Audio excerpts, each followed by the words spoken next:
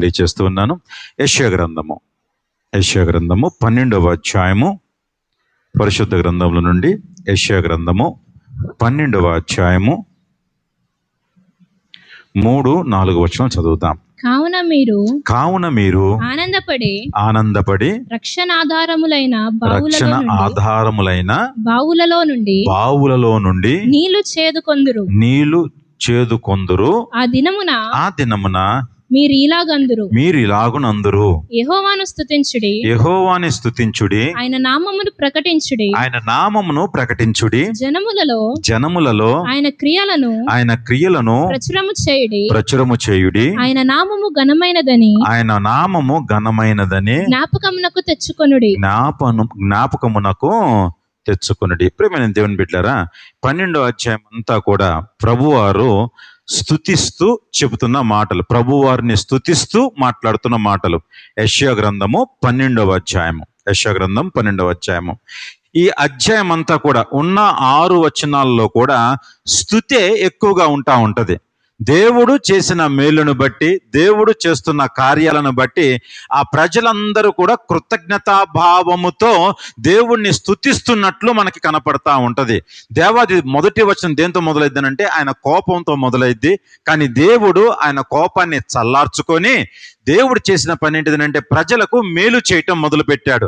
ప్రజలు ప్రార్థనలు చేయటము, ప్రజలు దేవుడు చెప్పిన మాటల్ని అంగీకరించటము, ఇవి ఎప్పుడైతే జరుగుతూ ఉన్నాయో దేవుడు ఒక సూచన చెప్తూ ఉన్నాడు. కావున మీరు ఆనందపడి, అందరూ చెప్పండి మాట. కావున మనందరం కూడా ఏమవుతూ ఉంటామంట? ఆనందపడతామంట.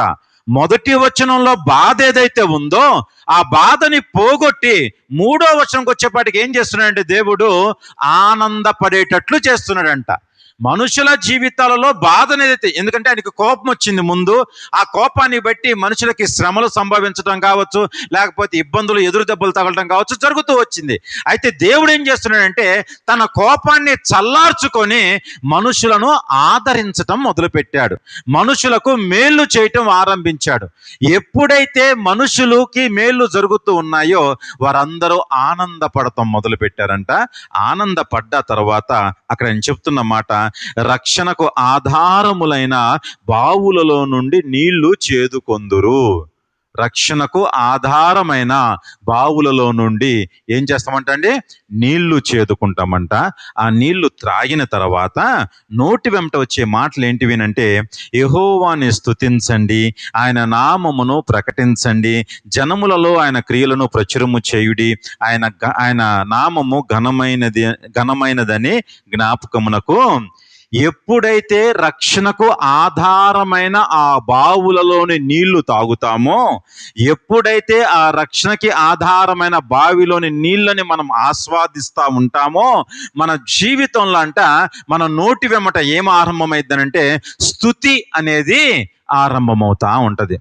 రక్షణ ఆధారమైన బావులలో నుండి మనం నీళ్లు ఆస్వాదించకపోతే, రక్షణకు ఆధారమైన బావులలో నుండి మనం నీళ్లు చేదుకోకపోతే మన నోటి వెమ్మట స్తుతి ఉండదు. మన నోటి వెమ్మట ఏముండదు? స్తుతి ఉండదు. దేవుణ్ణి స్తుతించలేము, దేవుణ్ణి కీర్తించలేము, ఆయన నామాన్ని జ్ఞాపకం చేసుకోలేము, ఆయన మనకి చేసిన క్రియలను మనము ప్రచురము చేయలేము.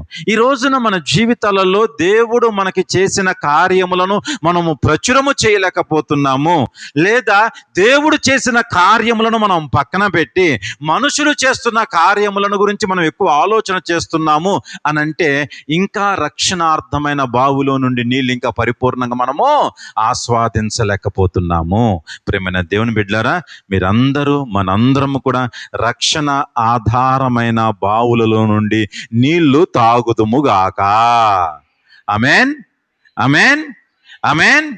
ప్రియమైన దేవుని బిడ్డలారా, జాగ్రత్తగా ప్రతి ఒక్కరం కూడా ఆదికాండం మొదలుకొని ప్రకటన గ్రంథం వరకు కొన్ని బావులు ఉన్నాయి బైబిల్లో, కొన్ని బావులు ఉన్నాయి.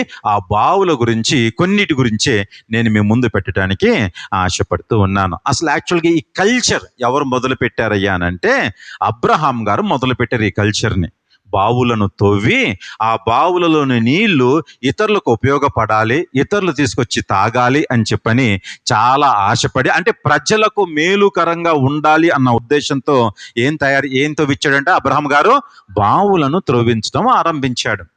అబ్రహాము గారు బావులను తవ్విస్తూ ఉన్నప్పుడు కొన్ని నిబంధనలు చేశాడు. ఒకానొక చోట అబీమెలెకుతో ఆయన ఒక నిబంధన చేసి ఏడు వీటిని బలి ఇవ్వటం జరిగింది. ఇలా కొన్ని సందర్భాలు మన జీవితంలో మనం చూస్తూ ఉంటాం. పాత నిబంధనలో చాలా రకాల బావులు ఉన్నాయి, కానీ కొత్త నిబంధనకు వచ్చేపాటికి ఓన్లీ 2 బావులు ఉంటాయండి. రెండే రెండు బావులు.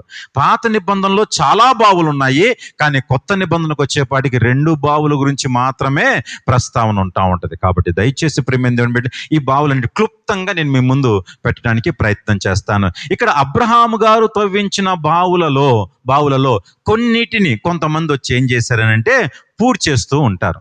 కొంతమంది ఏం చేశారంట, పూర్తి చేశారు. ఎప్పుడైతే పూర్తి చేస్తూ ఉన్నారో తర్వాత ఆ బాధ్యత ఎవరు తీసుకున్నారయ్యానంటే ఇస్సాకు గారు తీసుకున్నాడు. బావులను తవ్వించే బాధ్యత ఎవరు తీసుకున్నారు చెప్పండి, అందరు చెప్పాలి. మీరు ఆదికాండం 26వ అధ్యాయాన్ని గమనిస్తే 4 బావులు ఉంటాయి. అక్కడ ఎన్ని బావులు ఉంటాయి? 4 బావులు ఉంటాయి. ఆ ఆదికాండం 26వ అధ్యాయాన్ని మీరు 19వ వచనం నుంచి ఆఖరి వరకు చదివితే అక్కడ ఒక్కసారి మాట చదువుదాం ఒక్కసారి. 26:19. మరియు ఇస్సాకు త్రవ్వగా జలలు గల నీళ్ల బావి దొరికెను. అప్పుడు గెరారు కాపరులు ఇస్సాకు కాపరులతో జగడమాడి ఈ నీరు మాదే అని చెప్పిరి గనుక తనతో కలహించినందున అతడు ఆ బావికి పేరు పెట్టెను.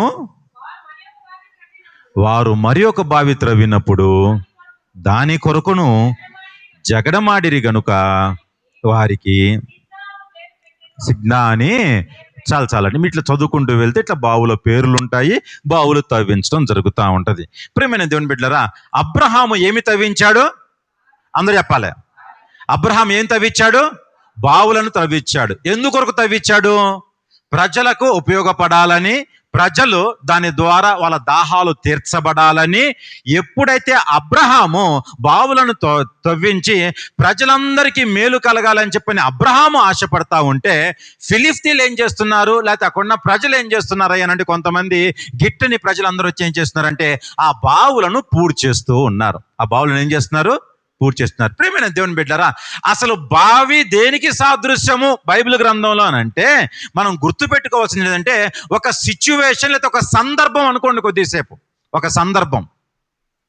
నీ జీవితాలలో ఎన్నో సందర్భాలను నువ్వు ఎదుర్కొంటా ఉంటావు. ఎన్నో సందర్భాలను. కొన్ని సందర్భాలు నిన్ను రక్షణ వైపు నడిపించవచ్చు, కొన్ని సందర్భాలు నిన్ను లోకం వైపు నడిపించవచ్చు. ఏ సందర్భమైనా సరే నీకు ఎదురవుతుంది. నీకు 2 ఎదురవుతాయి, కానీ నువ్వు చూస్ చేసుకునే దాన్ని బట్టి నీ ప్రయాణము, నీ పయనము, నీ గమ్యము ఆధారపడి ఉంటాయి. అబ్రహాము తవ్వించిన బావి అంటే అబ్రహాంకు ఒక సిచ్యువేషన్ ఎదురైంది. ఆ సిచ్యువేషన్ అబ్రహాం ఎట్లా మార్చాడయ్యానంటే ఇది అందరికి ఉపయోగపడాలి, ఇది అందరికీ మేలు జరగాలి.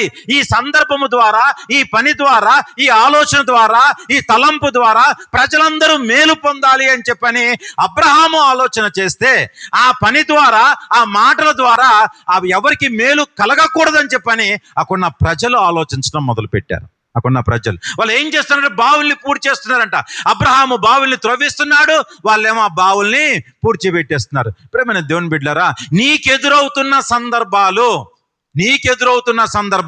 నీ కుటుంబము వేలు కొరకు నువ్వు ఉపయోగించుకుంటున్నావా? లేకపోతే నీ జీవితంలో ఆత్మీయత పోగొట్టుకోవడానికి ఉపయోగించుకుంటున్నావా?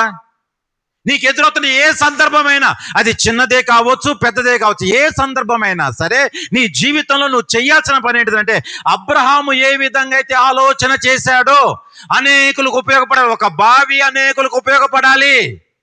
ఒక బావి అనేకులకు ఉపయోగపడాలి. నీకు వస్తున్న ఆలోచన సంఘం అంతటికి ఉపయోగపడాలి. నువ్వు చేస్తున్న పని ప్రజలందరికీ ఉపయోగపడాలి. నీవు అనేకులకు ఉపయోగకరంగా మార్చబడాలి, అనేకులకి ఆశీర్వాదకరంగా ఉండాలి అని చెప్పని దేవుడు నీకు ఒక ఆలోచన, ఒక పను నీ మీద పెడుతూ ఉంటే సాతాను ఏం చేస్తూ ఉంటాడనంటే ఆ పనిని ఆపేయటానికి ప్రయత్నం చేస్తూ ఉంటాడు. ఆ పనిని ఆపేయటానికి. ఇక్కడ ఫిలిష్తీయులు అందరూ ఏం చేస్తున్నారంట? బావులను ఏం చేస్తున్నారంట? అందరు చెప్పాలి, పూడ్చి చేస్తూ ఉన్నారు. ఇప్పుడు బావిని పూడ్చి చేస్తే దాంట్లో రక్షణకి ఆధారమైన బావిలో ఉండే నీళ్లు ఎవరికైనా ఉపయోగపడతాయా అండి? ఎవరికైనా ఉపయోగపడతాయా? ఈ రోజున సాతాను మన మీద ప్రయోగించే తంత్రాలు, లేకపోతే చిన్న చిన్న అపవాది పరిస్థితులు మన జీవితంలో మనం ఏం చేస్తున్నామంటే, కొత్త నిబంధనలు దేవుడు దీన్ని కొద్దిగా ఇంప్రూవ్ చేసి ఒక మాట చెప్తా ఉంటాడు. నేను కొంతమందికి తలాంతులను ఇచ్చాను, ఒకడు తీసుకెళ్ళి ఏం చేశాడంట? భూమిలో పెట్టాడంట. ఏం చేశాడంట? ఆ తలాంతు వల్ల వాడికి ఏమైనా ప్రయోజనమా? చెప్పాలి, లేదు. ఆ తలాంతు వల్ల వాడి కుటుంబానికి ఏమైనా ప్రయోజనం వచ్చిందా? లేదు. ఆ తలాంతు వల్ల వాడు ఉంటున్న గ్రామంలో ఏదైనా ప్రయోజనం కలిగిందా? వాడు వెళ్తున్న సంఘానికి ఏమైనా ప్రయోజనం కలిగిందా? ఏమీ చేయలేదు. తీసుకున్నాడు తలాంతుని, తీసి భూమిలో పాతి పెట్టాడు. ఈ రోజున మనందరం కూడా జాగ్రత్త వహించాలి. దేవుడు నీకు ఒక సందర్భాన్ని ఎదిరింపచేశాడు, నువ్వు ఒక సందర్భం గుండా నడిపింపబడుతున్నావు అని అంటే నువ్వు చెయ్యాల్సిన పని, నువ్వు నేర్చుకోవాల్సిన పని ఏంటిదంటే, ఈ సందర్భము ఆత్మీయంగా ఏ విధంగా నాకు మేలు చేసిద్ది, ఒక పరిస్థితి ఆత్మీయంగా నన్ను ఏ విధంగా బలపరిచిద్ది. అది కష్టమే కావచ్చు, నష్టమే కావచ్చు, ఏదైనా సరే కావచ్చు. దేవుడు మన జీవితాల్లోనికి ఏ సందర్భాన్ని కూడా అనవసరంగా ప్రవేశింపనీయడు. ప్రతి సందర్భము నీ జీవితంలో మేలు కొరకే తప్ప కీడు కొరకు కానే కాదు. నువ్వు ఏదో ఒకటి దేవుని సన్నిధిలో, దైవ సన్నిధిలో నేర్చుకోవటానికే నువ్వు అనేకమైన సందర్భాల గుండా ప్రయాణాలు చెయ్యాలి. నీ జీవితంలో ఒక సందర్భం ద్వారా నువ్వు ఏమీ నేర్చుకోలేదు అని అంటే నీ బావి మూతబడింది. ఇక్కడ ఫిలిష్తీయులు కావచ్చు, లేకపోతే అమాలేకీలు కావచ్చు, వేరే వేరే ప్రజలు వీళ్ళు త్రవ్విస్తున్న బావులన్నింటినీ పూడ్చేస్తున్నారు. ఈ రోజున చాలా మంది ప్రజలు దేవుని వాక్యం వినకుండా తమ హృదయాన్ని పూడ్చేస్తూ ఉంటారు.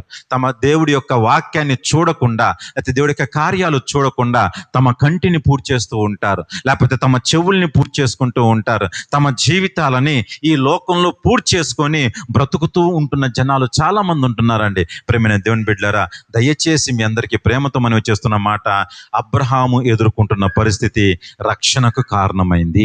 అబ్రహాం ఎదుర్కొన్న పరిస్థితి, అబ్రహాంకి ఎదురైన పరిస్థితులన్నీ కూడా అబ్రహాం యొక్క విశ్వాసాన్ని బలపరిచేయే తప్ప అబ్రహాం యొక్క విశ్వాసాన్ని దిగజార్చలేదండి ఏ రోజు కూడా. ఈ రోజు నువ్వు ఎదుర్కొన్న ఏ పరిస్థితి అయినా సరే, ఏ మాట అయినా సరే, ఏ ఆలోచన అయినా సరే, ఏ నిందైనా సరే, నీ విశ్వాసాన్ని బలపరిచేటట్లు ఉండాలి తప్ప నీ విశ్వాసంలో నువ్వు దిగజారిపోయేటట్లు ఏది కూడా ఉండకూడదు. అఫ్ కోర్స్ ఎన్నో సందర్భాలు నీ జీవితంలో ఎదురవుతాయి. నిన్న దైవజనులు ఒక మాట చెప్తూ వచ్చారు. ఏంటిదనంటే, 190 సంవత్సరాలు ఎన్నో ఉద్యమాలు చేస్తే ఏమొచ్చింది? మనకి స్వతంత్రం వచ్చింది. మనకి స్వతంత్రం ఇవ్వటానికి దేవుడు ఎన్ని సంవత్సరాల నుంచి ఉద్యమం చేస్తున్నాడు?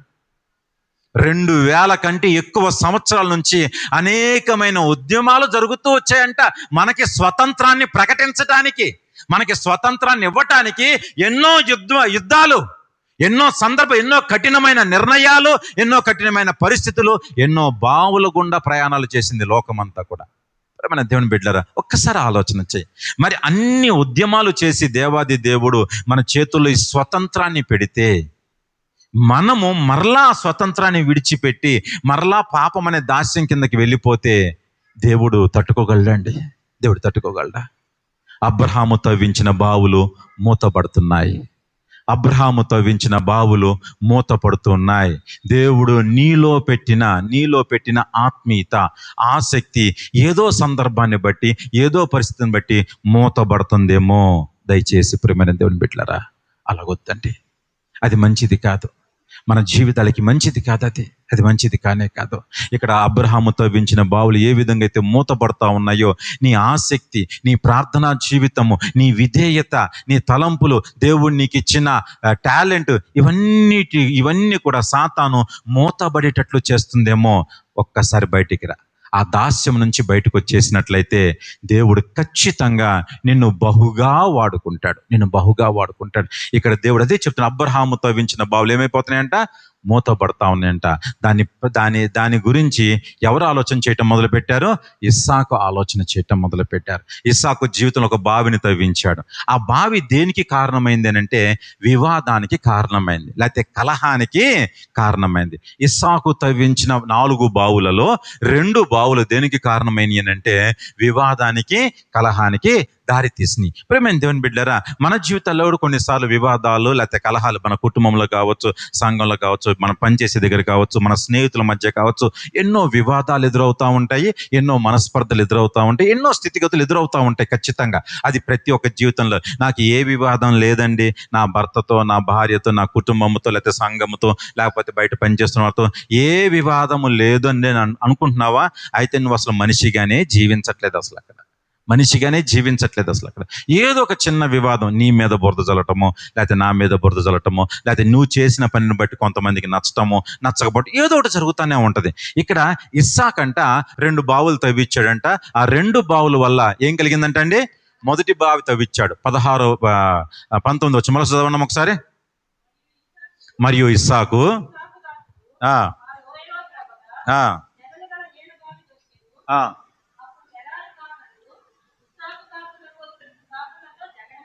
జగడమాడి ఈ నీళ్లు మావే అని చెప్పిరి కనుక తనతో కలహించినందున అతడు ఆ బావికి వారు ఎక్కడ తవ్వుంటారు? మరి ఒక బావి ఎక్కడ తవ్వుంటారు? 22వ వచనం చదవండి ఒకసారి.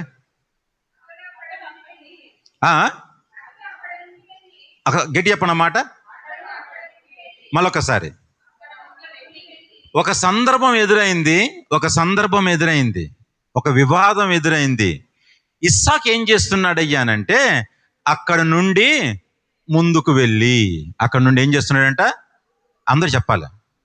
ముందుకు వెళ్ళి ఇస్సాకు తన జీవితంలో 100 ఆశీర్వాదం పొందుకోవటానికి, లేకపోతే తన జీవితం అనేకమైన మేళ్లు పొందటానికి, లేదా తన గర్భములో నుండి 12 గోత్రాల జనాలు రావటానికి దేవుడు ఆ వ్యక్తిని ఎన్నుకున్నాడయ్యా అనంటే దాని అర్థము ఇస్సాకు చాలా ప్రయత్నాలు చేశాడు. ముందు ఇస్సాకు ఉట్టినే 100 ఫలం పొందుకోలేదు. ఇస్సాకు తన జీవితంలో గోత్రకర్తకి, గొప్పవాడికి ఎందుకు మార్చబడ్డాడు అని అంటే దాని వెనకాల ఇస్సాకు యొక్క ప్రయాసము చాలా అంటే చాలా ఉంది. ఏం చేశాడు తన జీవితంలో అని అంటే, ఒక చోటంట ఒక బావి త్రవ్వినప్పుడంట ఏం ఎదురైందంట అండి? జగడం ఎదురైంది, వివాదం ఎదురైంది. ఎప్పుడైతే వివాదం ఎదురైందో 2 సార్లు వివాదం ఎదురైంది. ప్రేమైన దేవుని బిడ్డారా, కొన్నిసార్లు మన జీవితాల్లో, మన సందర్భాలలో ఈయన బావి తవ్వటం, వాళ్ళు వచ్చి గొడవ పెట్టుకోవటం, మన కుటుంబాల్లో ఒక్కొక్కసారి ఇదే జరుగుతుండదు. సంఘంలో కావచ్చు, పని దగ్గర కావచ్చు, ఎవరి దగ్గరైనా సరే కావచ్చు. ఏది చేసినా ఎదుటి వ్యక్తికి ఎట్లా కనిపిస్తూ ఉంటది? తప్పుగానే కనిపిస్తూ ఉంటుంది. నువ్వు ఏది చెయ్యి, నువ్వు ఏది మాట్లాడు, ఎదుటి వ్యక్తికి తప్పుగానే అనిపిస్తూ ఉంటుంది. నువ్వు ఏది చెయ్యి. కుటుంబాల్లో ఒక్కోసారి భర్త ప్రతిదానికి చీటికి మాటికి గొడవ పెట్టుకుంటున్నాడు, భార్యను తంతున్నాడు అని అంటే దాని అర్థం ఏంటిది అంటే 2 అర్థాలు ఉంటాయి దానికి. భార్య మీద ఇష్టమన్నా పోయి ఉండాలి, లేకపోతే బయట ఎంగిలి కూడుకన్నా అలవాటు పడి ఉండాలి. అలాంటి భర్త మాత్రమే ప్రతి చిన్నది, భార్య ఏం మాట్లాడినా, ఏ పని చేసినా భార్యతో గొడవ పెట్టుకుంటానే ఉంటాడు. భార్య కూడా అంతే. భర్తతో చీటీ మాటి గొడవ పెట్టుకుంటుందా? భర్త మీద ఇష్టమన్నా తగ్గుండాలి, బయట ఎంగిలి కూడుకన్నా అలవాటు పడి ఉండాలి, వ్యభిచారానికన్నా అలవాటు పడి ఉండాలి. అప్పుడే చీటింగ్ మాట ప్రతిదీ, భర్త చేసే ప్రతిదీ, భార్య చేసే ప్రతిదీ కూడా తప్పుగా ఎందుకు అనిపిస్తుంది నీకు అని అంటే నువ్వు వివాదాన్ని పట్టుకొనే వేలాడుతున్నావు తప్ప అక్కడి నుంచి నువ్వు ముందుకి కొనసాగట్లేదు.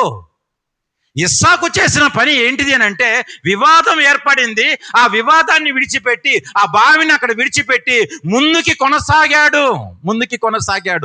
ఎందుకు ఇస్సాకుని దేవుడు ఆశీర్వదించాడు అని అంటే, ఆయన తన జీవితంలో తనకి ఎదురవుతున్న వివాదాలని విడిచిపెట్టి మంచి పరిస్థితుల్లోనికి అడుగు పెడతాం మొదలు పెట్టాడు.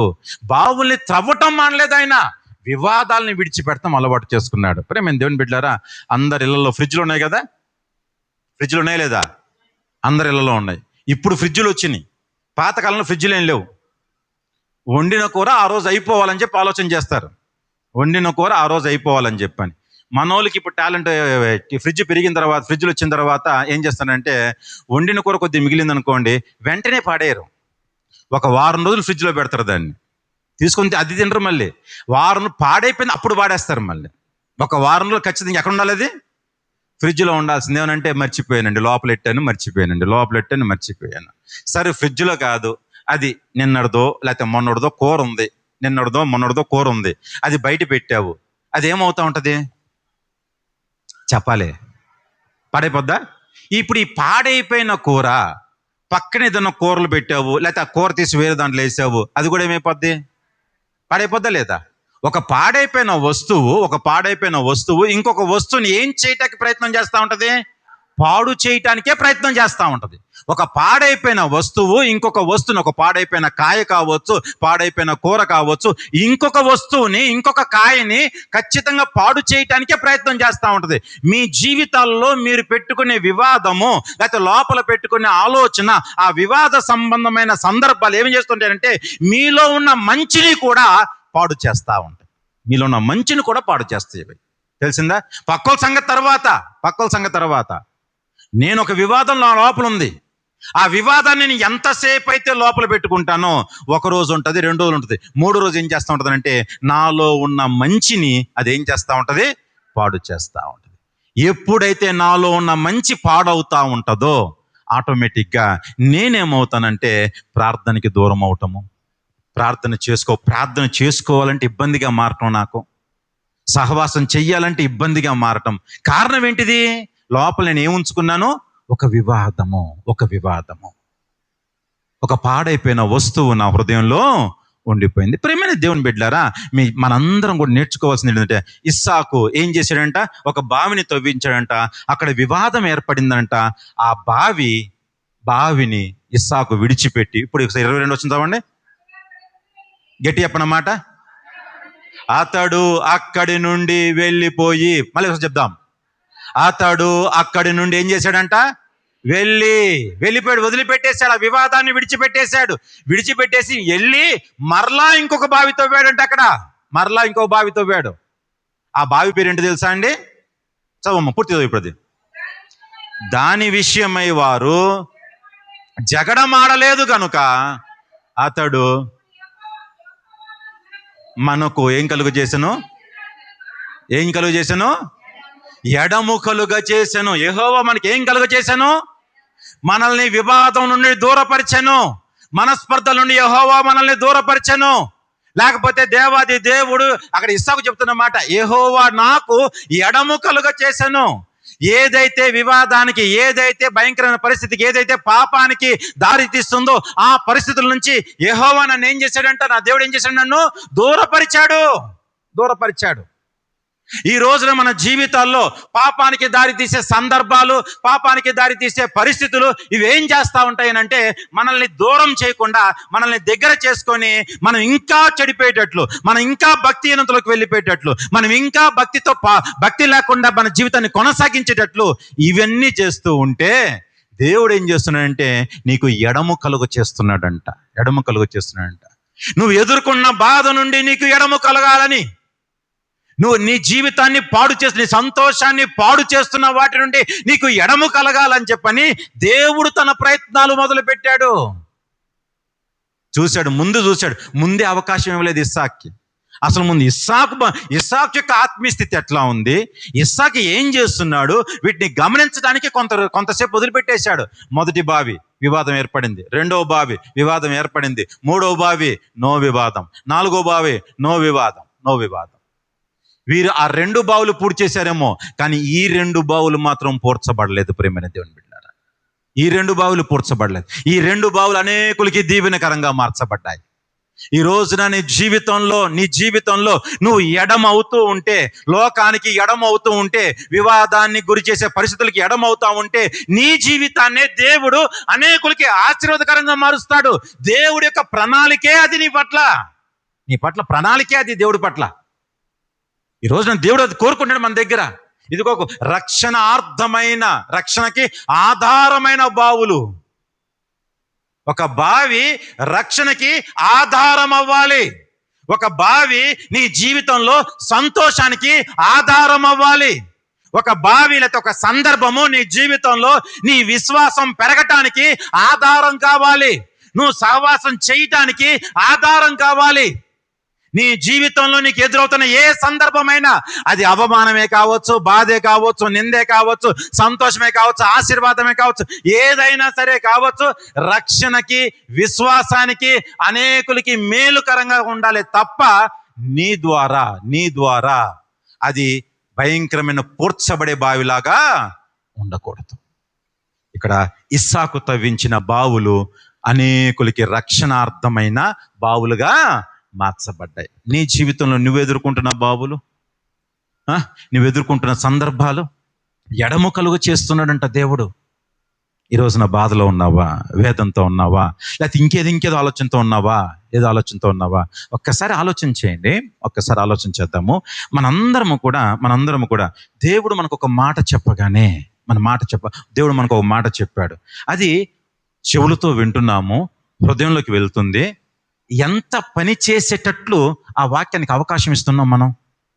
నీ హృదయంలోనికి వెళ్ళిన తర్వాత ఆ వాక్యము నీలో పని చెయ్యట్లేదు అని అంటే, అది హృదయంలోకి వెళ్ళింది అనుకుంటున్నావు తప్ప వెళ్ళలేదు. చెవుల దగ్గర ఆగిపోయింది. ఆ వాక్యం చెవుల దగ్గర ఆగిపోయింది. నీ హృదయంలోనికి వెళ్ళింది. ఎందుకంటే ఈ ప్రపంచంలో నువ్వు నేను ఖాళీగా ఉంటామేమో, వాక్యం మాత్రం ఎప్పుడు ఖాళీగా ఉండదండి.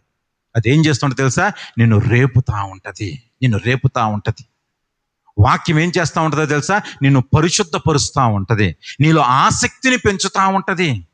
వాక్యము సబ్బు వంటిది, వాక్యము సుత్తి వంటిది, వాక్యము మన పాదాలకి దీపము వంటిది. నీకు మార్గాన్ని చూపించేదే దైవవాక్యము. నువ్వు కృంగుబాటులో ఉన్నప్పుడు నిన్ను బలపరిచేదే దైవవాక్యము. నీ ఆసక్తిని చంపేది దేవుని యొక్క మాట కాదు, అది లోకపు మాట, సాతాను మాట. దేవుని మాట నీలో ఆసక్తిని రేపెత్తిస్తూ ఉంటది. ఒక రోజున శత్రువులు పరిగెత్తుకు వస్తుంటే సంసోన్ నిలబడ్డాడు. ఎంతో మంది శత్రువులు పరిగెత్తుకుంటూ వస్తున్నారు.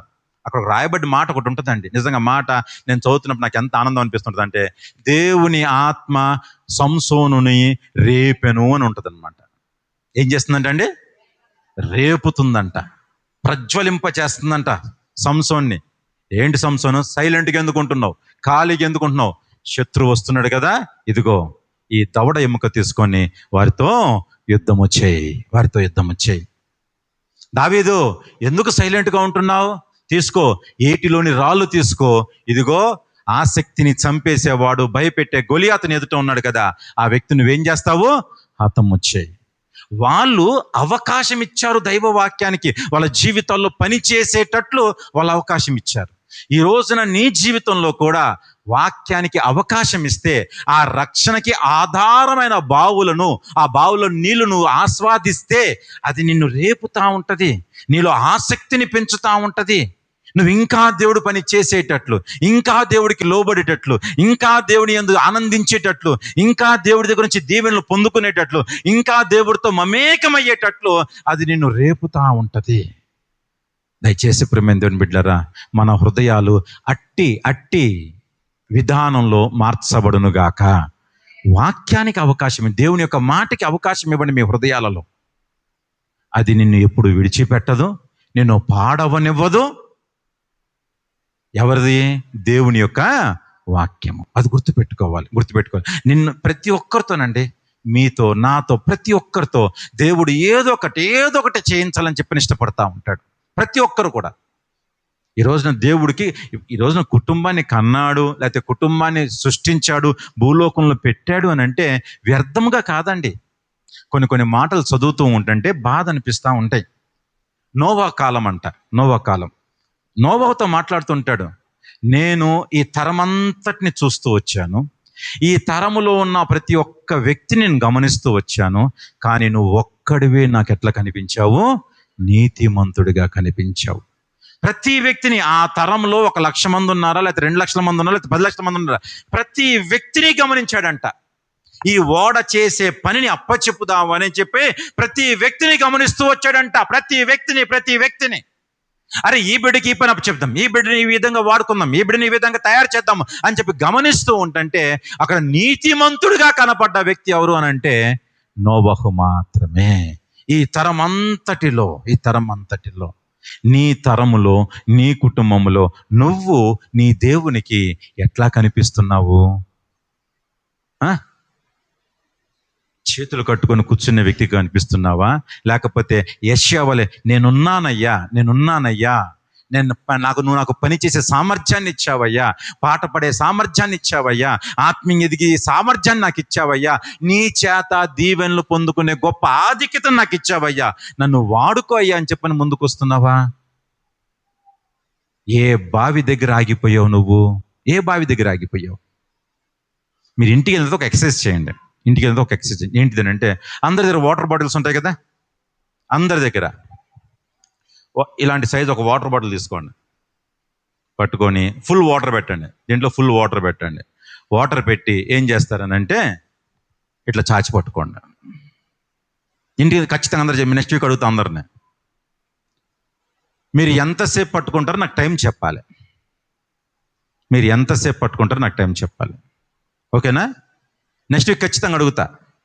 ఇట్లా వాటర్, ఫుల్ ఆఫ్ వాటర్ పట్టుకొని కొద్దిసేపు ఇట్లా పట్టుకోండి. ఒక 2 నిమిషాలు, 3 నిమిషాలు, 5 నిమిషాలు కొద్దిగా ఓపుకున్నాడు ఏం చేస్తాడు? తర్వాత ఏమవుతూ ఉంటుంది? చెయ్యి ఏమవుతూ ఉంటుంది? లాగుతూ ఉంటుందా లేదా? నొప్పి వస్తా లేదా? ఇంకెక్కువసేపు మొండిగా పట్టుకున్నాం అనుకోండి, 2 రోజులకు చెయ్యి లేచిద్దా? ఇదొక వివాదం అనుకోండి, ఇదొక గొడవ అనుకోండి, ఏదోటి అనుకోండి, పట్టుకొనే ఉన్నావు.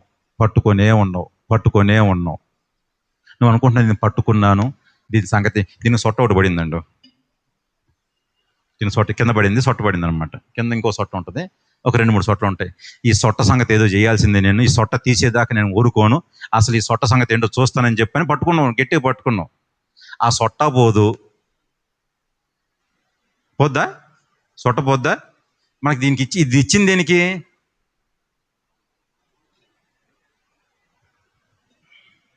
ఏమన్నా ఇబ్బంది ఉంటుందా అండి?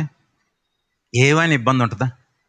తాగాను, పక్కన పెట్టాను, ఏమన్నా నొప్పి ఉందా నా చేతికి? ఏమైనా సరే.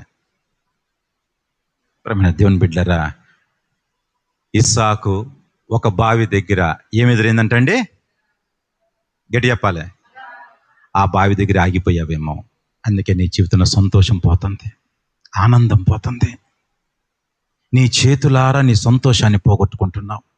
నీ చేతులారా దేవుని యందు ఆనందించి గొప్ప ధన్యతను పోగొట్టుకుంటున్నావు నువ్వు. ఇక్కడ యెషయా గ్రంథంలో మనం చదివిన వాక్యంలో 3వ వచనంలో, కావున మీరు ఆనందపడి, మీరు ఏం చేశారంటండి? ఆనందపడ్డారంట. వాళ్ళ జీవితం అంతా కూడా ఆనందంతో నింపబడింది అని అంటే, ఇస్సాకు వలె వారు కూడా ఏం చేశారనంటే దాన్ని విడిచిపెట్టి ఇంకొక సందర్భంలోనికి ప్రవేశించారు. అక్కడ ఏం జరిగిందంటే, ఆ బావి పేరు చెప్పండి ఒకసారి. రెహబోతు. చెప్పండి. అందరూ చెప్పాలి. నా జీవితంలో రెహబోతు అనుభవం ఉండునుగాక. ఎందుకు? అక్కడ ఎడమ కలుగు చేశాడు దేవుడు. ఆ సందర్భం వల్ల లోకానికి దూరపరచబడ్డాడు. ఆ సందర్భంలో ప్రవేశించడం ద్వారా ఈ లోకపు పాపాన్ని కలిగించే పరిస్థితుల నుంచి దూరం ఎడమ కలుగు చేశాడంట దేవుడు ఆ వ్యక్తికి.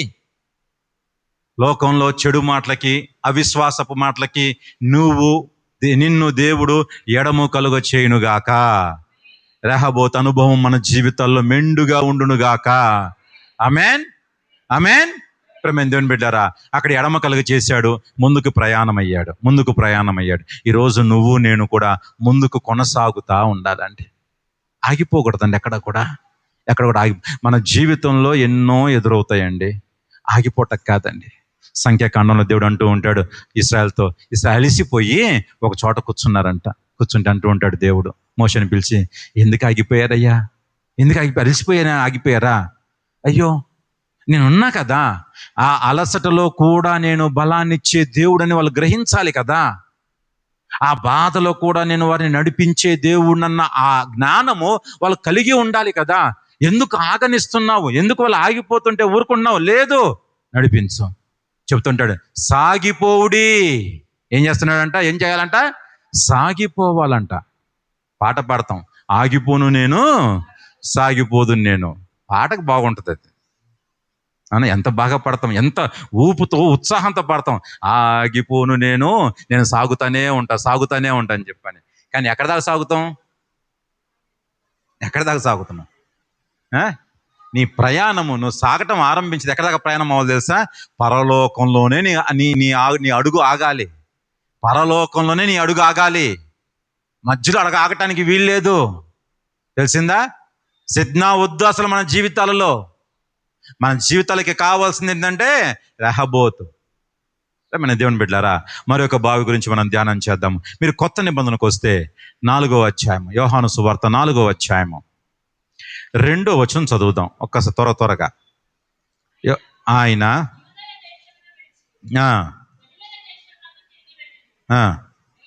ఆయనను యోహాను సువార్త సమస్య సందర్భం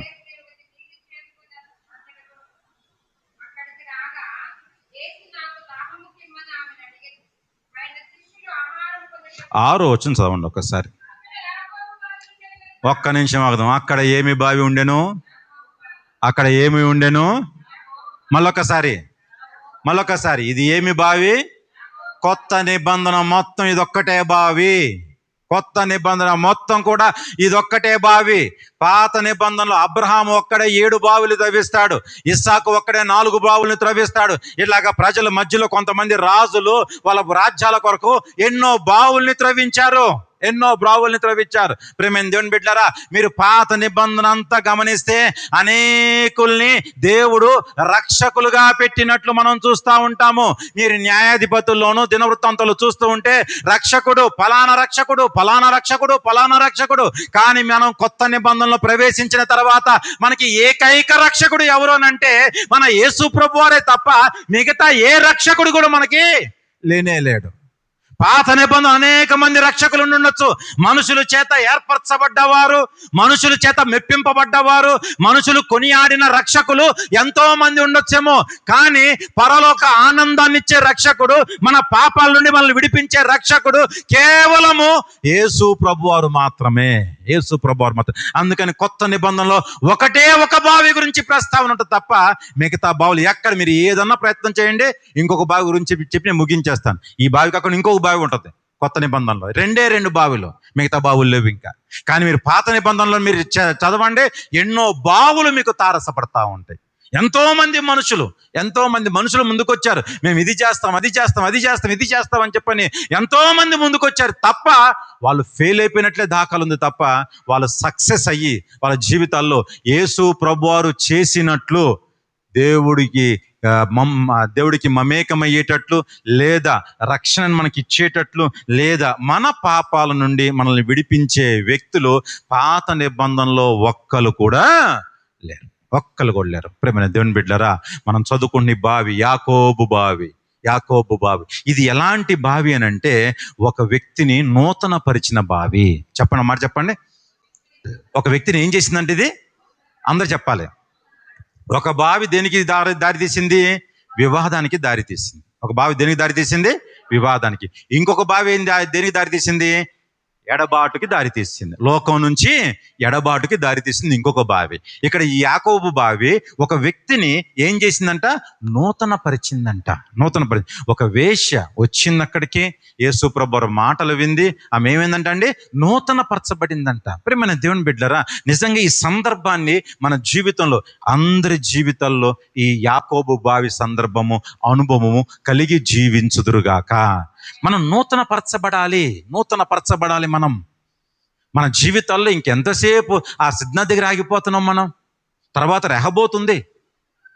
నువ్వు రెహబోతు దాకా వస్తే అప్పుడు నువ్వు యాకోబు బావి దాకా నువ్వు ప్రయాణం చేయొచ్చు. మనం అక్కడే సిగ్నల్ దగ్గర ఆగిపోతుంటే మనం రెహబోతుకి ఎప్పుడు వెళ్తాము? ఎప్పుడు ఎడబాటు కలిగిద్ది లోకంలో నుండి మనకి? మనం ఎప్పుడు నూతన పరచబడతాము? మనం ఎప్పుడు నూతన పరచబడతాం? యాకోబు బావి దగ్గర ఒక స్త్రీ ఏమైందంట అండి? అందరూ చెప్పాలి. ఒక యాకోబు బావి దగ్గర ఏమైందంట? ఒక స్త్రీ, కుటుంబము కావచ్చు, వ్యక్తి కావచ్చు, సంఘము కావచ్చు, నూతన పరచబడాలి. నీ కుటుంబము నూతన పరచబడాలి, నువ్వు నూతన పరచబడాలి, సంఘము నూతన పరచబడాలి. మనందరం మన జీవితాన్ని నూతన పరుచుకొని అడుగులు వేయాలి. నూతన పరుచుకొని. చాలా మంది ఇంట్లో వస్తువులకి కింద పిల్లలు అంట్లు కడుగుతూ ఉంటారు.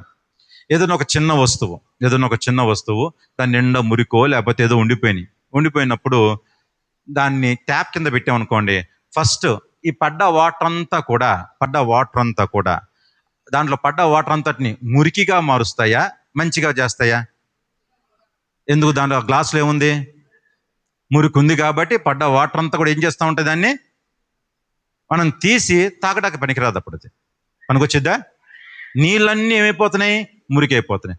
అదే దాని కింద మేము ఒక 5 minutes 10 minutes పెట్టాం, తర్వాత ఏమవుతాయి? ఎందుకు ఇంటికి వెళ్ళి ట్రైల్ లేని కావంటే మీరు షింక్ దగ్గర తీసుకెళ్ళి ఒక దాంట్లో టీ ఏదో పోసి కొంచెం వాటర్ పోసి దాని కంటిన్యూగా దాని కింద పెడితే ఫస్ట్ ఆ టీతోనో లేకపోతే ఆ మురికితో నిండిపోయింది. కొంతసేపటికి ఏమైపోతూ ఉంటుందంటే, నువ్వేమైనా చెప్పావా, నేనేమైనా చెప్పాను? ఏమి చెప్పాం. కానీ ఒక 10 నిమిషాల తర్వాత ఆ గ్లాస్ అంతా కూడా ఫుల్ ఆఫ్ వాటర్ అంతా కూడా దేంతో ఉంటుంది తెలుసా? ప్యూర్ వాటర్తో ఉంటాయి. నువ్వు నేనేం చేయలేదే, జస్ట్ దాంట్లో ఏం చేస్తూ వచ్చాము? వాటర్ని పోస్తా వచ్చాం. మనం చేసిన స్టాండర్డ్గా దాని కింద మనం అట్లా పట్టుకొచ్చున్నాం. ఎప్పుడైతే అట్లా పట్టుకొచ్చున్నామో ఈ వాటర్ ఏం చేస్తుందో తెలుసా? లోపల ఉన్న మురికి అంతటిని ఏం చేస్తుంది? వెంటనే చేసేయలేదు. కొంత time, it requires a time. కొంత టైం. మన జీవితంలో ఈ యాకోబు బావి అంటే అదే. నూతన పరచబడటం అంటే చిటికలో జరిగిపోయేది కాదు. ఇప్పుడు దాకా లోకంతో తిరిగాము, ఇప్పుడు దాకా లోకంతోనూ బాప్టిజం పొందకపోయినా లోకంతో జీవిస్తూ వచ్చాము, లోకస్తుల మాటలు వింటూ వచ్చాము, లోకంలోనే ఉంటున్నాం. కాబట్టి మన జీవితంలో అంతా కూడా ఏమైతే ఉంటుందంటే కొంత మురికి, కొంత అశుద్ధత, కొంత అపవిత్రత ఖచ్చితంగా ఉంటాయి. కంటిన్యూగా మనం దేంతో ఫిల్అప్ అవుతూ ఉండాలి? వాటరింగ్ చేసుకుంటా ఉండాలి. ఎప్పుడైతే ఈ యాకోబు బావి దగ్గరికి వాళ్ళకున్నది ఒకటే ఒక బావి అండి. ఈ సమరీలందరికీ కూడా ఉన్న బావి ఏంటి తెలుసా? ఒకటే ఒక బావి, యాకోబు బావి. ఈ బావి దగ్గరికి కూడా మధ్యాహ్నం సమయంలో వచ్చేవాళ్ళు తప్ప మిగతా టైంలో వచ్చేవాళ్ళు కాదు వీళ్ళు. ఎందుకంటే వేరే మతస్థులు, వేరే కులస్తులు చూస్తే మళ్ళీ మాకు ఇబ్బంది అని చెప్పని వారిని రానిచ్చేవాళ్ళు కాదు. వాళ్ళని ఒక చూపు వాళ్ళు ఎట్లా అంటే అంటరాని వారిగా లేకపోతే కించపరిచేటట్లు చూస్తూ ఉండేవాళ్ళు. కాబట్టి వీళ్ళు కూడా ఏం చేస్తూ వచ్చారని అంటే కొంత సమయం తీసుకొని మధ్యాహ్నం టైంకి ఆడికొచ్చి నీళ్లు చేదుకొని వెళ్తూ ఉండేవాళ్ళు. ఒక రోజున ఆ యాకోబు బావి దగ్గరికి ఎవరు వచ్చారంట? నా యేసయ్య వచ్చాడు.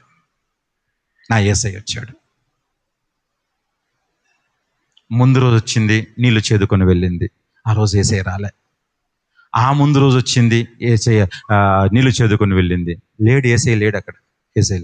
కంటిన్యూగా స్త్రీ వస్తుంది. ఆమె అక్కడికి వచ్చి నీళ్లు చేదుకొని వెళ్తూ ఉంటుంటే ఒకానొక రోజున ఆ వార్త విని, ఇదిగో పలానా చోట ఎవరుంటున్నారు?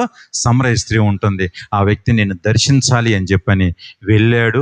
ఆ స్త్రీని ఏం చేసినట్టు దేవుడు దర్శించాడు. ఎప్పుడైతే యేసుక్రీస్తుతో ఆమె మాట్లాడటం మొదలుపెట్టిందో, ఎప్పుడైతే యేసుక్రీస్తు యొక్క దర్శనం ఆ బిడ్డకి కలిగిందో, ఆమె నూతన పరచబడటం ఆరంభమైంది. ప్రియమైన దేవుని బిడ్డలారా, యేసుక్రీస్తు సంభాషించగలిగితే, యేసుక్రీస్తు యొక్క మాట నువ్వు వినగలిగితే, యేసుక్రీస్తు యొక్క వాక్యానికి నువ్వు ప్రాధాన్యత ఇవ్వగలిగితే, నువ్వు కూడా ఏమవుతావు తెలుసా? నూతన పరచబడతావు. ఎంతవరకైతే యేసుక్రీస్తుకి కాకుండా లోకానికి ప్రాధాన్యత ఇస్తూ ఉంటామో అప్పుడు వరకు మనం నూతన పరచబడలేము. ప్రియమైన దేవుని బిడ్డలారా, నూతన పరచబడలేము. ఈ స్త్రీ నూతన పరచబడటానికి ఎదురైన సందర్భం ఏంటిదంటే యాకోబు బావి. అందరు చెప్పాలి, నీ జీవితంలో ఉందా ఈ యాకోబు బావి? నీ జీవితంలో ఉందా? నీ జీవితంలో ఉందా? లేదా ఎక్కడో అలవాటు పడిపోయి, బయట అలవాటు పడిపోయి లోకానికి. మీరు ఎప్పుడైనా గమనించండి, తల్లి తన పిల్లల్ని విడిచిపెట్టిద్దా? తల్లి తన పిల్లల్ని విడిచిపెట్టిద్దా? విడిచిపెట్టదు కదా. పాపానికి బొచ్చెడు మంది పిల్లలు ఉన్నారండి. పాపానికి బొచ్చెడు మంది పిల్లలు ఉన్నారు.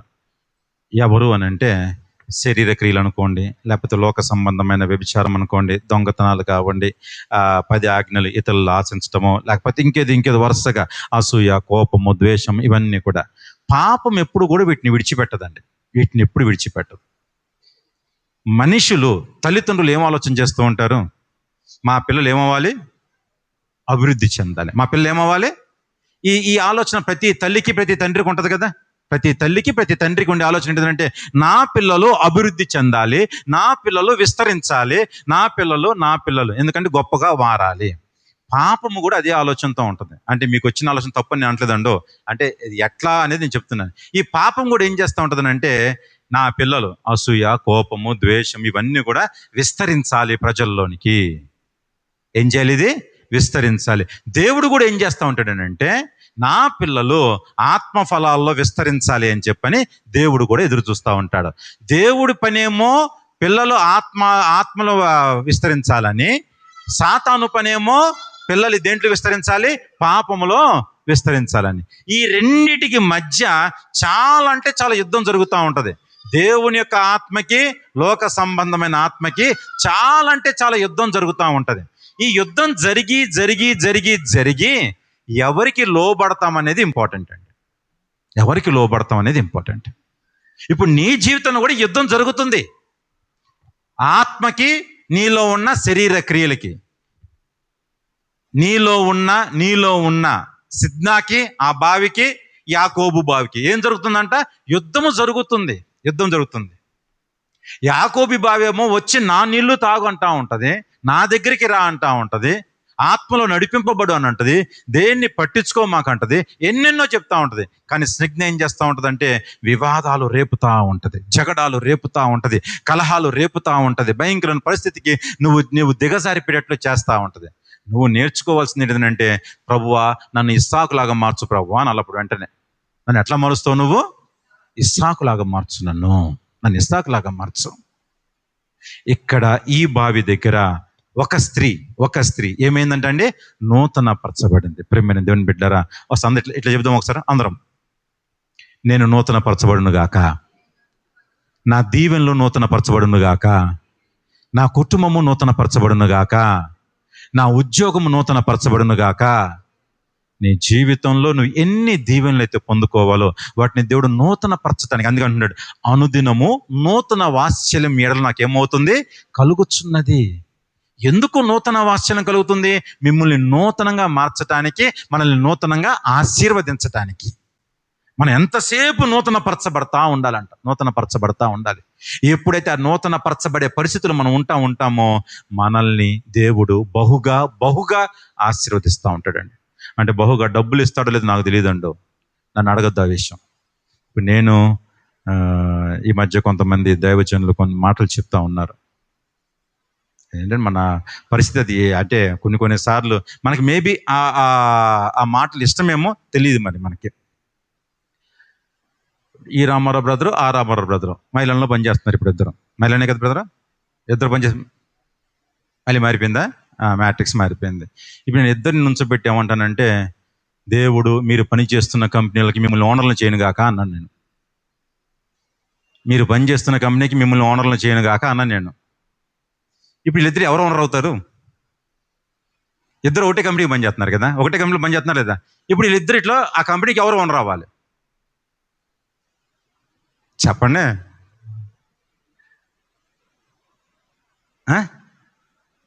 లేదా ఓనర్ అవును కాక అనగానే ఇద్దరు రామారావు బ్రదర్లు, నేను ఓనర్ని అయిపోయా, నేను రేపు నుంచి మైలానికి, మ్యాట్రిక్స్కి నేనే ఓనర్ అని చెప్పని 10ంటికి 1ంటికి వెళ్ళారనుకోండి, కుదిరిద్దా? పోనీ లేకపోతే ఇద్దరు కలిసి ఏం చేయాలి? ఇప్పుడు నువ్వు పక్కకు తప్పుకో, నేను ఓనర్ అవుతా, నువ్వు పక్కకు తప్పు, నేను, ఇద్దరు గొడవ పెట్టుకోవాలా? ఆశీర్వాదం అంటే ఓనర్లు అవటం కాదండి. ఆశీర్వాదం అంటే 2 వీలర్ పోయి 4 వీలర్ రావటం కాదండి. ఆశీర్వాదం అంటే నీ పేరు, నా పేరు ఎక్కడ రాయబట్టం? జీవ గ్రంథంలో రాయబట్టం. అది ఆశీర్వాదం. అది ఆశీర్వాదం. నువ్వు నేను నూతన పరచబడటం, అది ఆశీర్వాదం. మనము మన అంటే ప్రీవియస్ ప్రాచీన స్వభావం ఏదైతే ఉంటుందో దాన్ని విడిచిపెట్టకుండా, దాని నుంచి మనం విడుదల పొందకుండా ఎప్పుడూ కూడా మనం పరలోకం చేరలేమండి. అది ఎవరి వల్ల కూడా కాదు. అది మీ వల్ల కాదు, నా వల్ల కాదు, ఎవరి వల్ల అంత కానే కాదు. ఇంకా మీకంటే కొద్ది ఇంకా కింద గేట్ ఓపెన్ చేసి ఇక్కడ దాకా రానిస్తాడేమో. మా లాంటి అయితే కనీసం బయట గేట్ కూడా రానివాడు. డబుల్ పోర్షన్ మాకు ఆశీర్వాదమైన శిక్ష అయినా డబుల్ పోర్షన్ ఉంటుంది మాకు. తెలిసిందా? మేము ఎంతో జాగ్రత్తగా ఉంటే కొద్దిగా గేట్ లోపలికి ఎంటర్ అవుతూ ఉంటాం, అంతే. ఎంతో జాగ్రత్తగా ఉంటే. తెలిసిందా? మన జీవితంలో ఆశీర్వాదం అనగానే ఒక పెద్ద ఉద్యోగం వచ్చేసినట్టు, లేకపోతే ఇది కాదండి. ఇవి మేలులు చేస్తూ ఉన్నాడు దేవుడు నీకు. ఏం చేస్తున్నాడు? ఎందుకు? నువ్వు నూతన పరచబడాలి, ఇంకా నాతో మమేకం అవ్వాలి. ఇప్పుడు పిల్లలకి మీరు చాక్లెట్ ఇచ్చారండి, పిల్లల్ని మీరు దీవించినట్లా? పిల్లకు ఒక ముద్ద అన్నం పెట్టారు, పిల్లల్ని మీరు దీవించినట్లా? కాదు. ఆ పూటకి ఆకలి తీర్చారు, వాడికి కొద్దిగా ఏదో మేలు చేయటానికి. ఎవరో బయట ఆకలితో బాధపడుతున్నారు, ఒక పూట పెట్టాం, మేలు అన్నం పెట్టాము. అంత మాత్రాన వారు దీవించబడిపోయి ఆశీర్వదింపబడినట్లు కాదు. ఆ పూటకి జస్ట్ మేలు, ఒక చిన్న మేలు జరిగింది వాళ్ళకి. మనకొచ్చే ఉద్యోగాలు, మనకొచ్చే సంపదలు, 2 వీలర్లు పోయి 4 వీలర్లు, ఇవన్నీ ఏంటివనంటే మనము అసలైన ఆశీర్వాదం పొందుకోవటానికి ఇవన్నీ కూడా మెట్లుగా ఉపయోగించుకోవాలి. తెలిసిందా? యాకోబు దగ్గర ఆస్తి ఏమైనా తక్కువ ఉందంటారా? నీవు నన్ను ఆశీర్వదించితేనే కానీ నేను నిన్ను, మరి ఇంకే ఆశీర్వాదం కావాలి? డబ్బులు ఏమైనా తక్కువ ఉన్నాయా యాకోబు దగ్గర? ఆషామాషి కాదు. అబ్రహాం దగ్గర డబ్బులు ఏమైనా తక్కువ ఉన్నాయా? ఏముందయ్యా, నువ్వు నన్ను ఆశీర్వదించకుండా, నువ్వు నాకు పిల్లల్ని లేకుండా ఏముండి ఇట్లా చూస్తేనంట కనుచూపు మేర ఎంత దూరం అయితే వెళ్ళిందో అంతవరకు ఆస్తి ఎవరిది చెప్పండి? అంతవరకు భూమి ఎవరిది? ఇంతకుముందు మన తాతలు ఏం చేసేవాళ్ళు అంటే ఎకరాల్లో ఇల్లు కట్టేవాళ్ళు. అవునా? ఆ ఎకరాలు కాస్త కుంటలైనవి, తర్వాత సెంట్లైనవి, తర్వాత గజాలైనవి. ఇప్పుడు ఇల్లు కొనండి స్క్వేర్ ఫీట్లు అంటారు. ఇప్పుడు ఏమంటారు? ఇంకా కొన్ని రోజులకి సెంటీమీటర్లు, మిల్లీమీటర్ కూడా వస్తాయేమో. కొలతలు అట్లా అయిపోతున్నాయి. ఎకరం ఎక్కడ, స్క్వేర్ ఫీట్ ఎక్కడ? మారిపోతుంది, తగ్గిపోతున్నాయి. మనం పొందుకునే దీవెనలు ఏమైపోతున్నాయి అంటే తగ్గిపోతా ఉన్నాయి. దయచేసి ప్రేమ దేవుని బిడ్డలారా, యాకోబి బావి నిన్ను నన్ను నూతన పరచటానికి నీకు నాకు డబ్బు ఇచ్చిద తర్వాత సంగతే. యాకోబు బావి నీ మనస్తత్వాన్ని, నా మనస్తత్వాన్ని మార్చడానికి యాకోబి బావి మన జీవితంలో ఉంది అని అంటే మనము దినదినము నూతన పరచబడి మన ప్రాచీన స్వభావాన్ని విడిచిపెడతా ఉంటాం. ఆ స్త్రీ చేసిన పని అదే. తన ప్రాచీన స్వభావాన్ని విడిచిపెట్టింది. అయ్యా, నాకు ఇంతమంది కొంతమంది భర్తలు ఉండేవాళ్ళు, వద్దు, ఇక నుంచి ఆ పరిస్థితిలే వద్దయ్యా, నాకు ఆ పరిస్థితిలో వద్దు. నా ప్రాచీన బ్రతుకుని నేను చూడనయ్యా, నేను చూడను. కొత్త నిబంధన అంతా కూడా ఒకటే బావి. ఈ లోకానికి కావాల్సింది కూడా ఇదే బావి. రక్షణకి ఆధారమైన మన యేసుక్రీస్తే తప్ప ఈ లోకంలో రక్షణకి ఏ వ్యక్తి కూడా ఆధారం కానేరడు, కాజాలడు. నీ బ్రతుకు మారాలా, నీ బ్రతుకు బాగుండాలా, నీ బ్రతుకు పరలోకం చేరాలా, యేసుక్రీస్తు ఒక్కటే సాధ్యం. యేసుక్రీస్తు వలనే సాధ్యము. యేసుక్రీస్తు మాత్రమే అది చేయగలడు. నీ జీవితం నూతన పరచబడాలి అని అంటే యేసుక్రీస్తు వల్ల మాత్రమే సాధ్యము. ఆయన దైవ వాక్యము మాత్రమే ఆ పని చేయగలిగింది. ఇంకో బావి చెప్పి, నేను పేరు చెప్పి మీకు ఉంచేస్తాను. 2వ పేతురు రాసిన 2వ పత్రిక 2వ అధ్యాయము 17వ వచనం. గట్టి చెప్పాలి. వీరు చెప్పండి, అందరూ చెప్పండి. ఎవరు వీరు?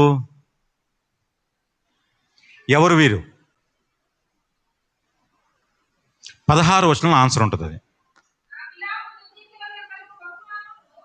బిలాము దుర్నీతి వల్ల కలుగు బహుమానమును ప్రేమించెను. ఎవరు వీరు?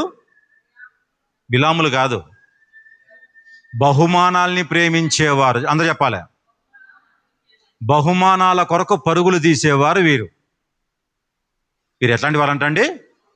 వీళ్ళ జీవితంలో బహుమానం ఇచ్చేవాడి కంటే బహుమానాలు ఇంపార్టెంట్, చాలా చాలా ఇంపార్టెంట్ వీళ్ళకి బహుమానం. కొన్నిసార్లు బహుమానాన్ని బట్టి మనిషిని అంచనా వేస్తూ ఉంటారు కొంతమంది. తెలిసిందా? భర్తో భార్య మంచిగా భర్త దగ్గరకు వచ్చి ఒక 3,000 రూపాయలు లేకపోతే 4,000 రూపాయలు సొక్కా ప్యాంటు కొని ఇచ్చినప్పుడు భర్త ముఖంలో, కొంతమంది భర్తలు చాలా సంతోషిస్తారు, కొంతమంది భర్తలు అనుకుంటుంటారంటే ఇది బట్టలు ఇచ్చే బదులు మంచిగా ఉండొచ్చు కదని చెప్పి అనుకునే వాళ్ళు కొంతమంది. అట్లాగే భార్యలు కూడా అనుకోండి. తెలిసిందా?